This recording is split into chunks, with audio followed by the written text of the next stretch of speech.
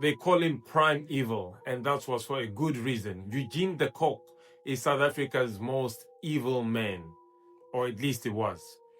Eugene Alexander de Kock was a South African police colonel during apartheid.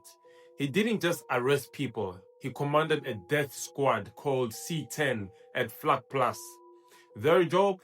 To hunt down, kidnap, torture, and murder anyone linked to the African National Congress or the anti-apartheid struggle. Before Vlakplaas, de Kock co-founded Kufut in Namibia, a brutal counter-insurgency unit. They left villages burnt, civilians terrorized, and bodies in the dirt. When he returned to South Africa, he used the same tactics, and under his command, Vlakplaas became a killing machine.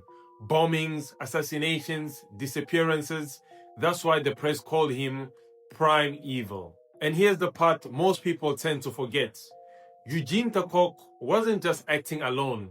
He was backed by the apartheid government, politicians and generals, and they all pretended they knew nothing about the killings. At the Truth and Reconciliation Commission, former President F.W. de Klerk claimed on national television that he knew nothing about the killings and the tortures and so forth.